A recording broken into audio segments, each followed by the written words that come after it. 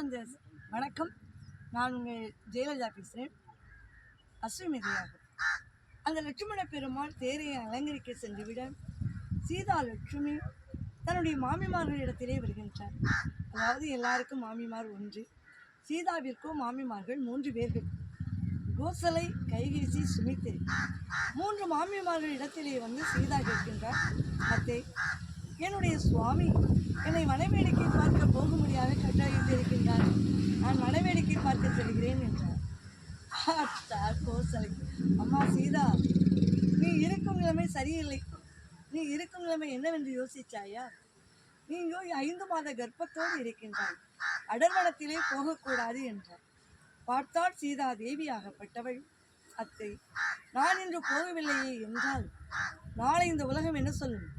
சீதா பதிசொல்லை தாண்டி விட்டாள், ராமனுடைய பேச்சை மீறிவிட்டாள் என்று சொல்லுவார்களே, பதிசொல்லை தட்டிய பாவியாக மாட்டேன் அத்தை, இன்று நான் வனவேடிக்கை பார்த்து வருகிறேன் என்றார். உடனே கோசலா தேவி, அம்மா சீதா, போய்விட்டு நல்ல செய்தியோடு வருவாய் என்றார். சீதாவை எதிர்பார்த்து காத்திருப்போம். நாளை உங்களிடம் பேசுகின்றேன். உங்களிடம் விடைபெறுவது உங்கள் ஜெயலலிதா.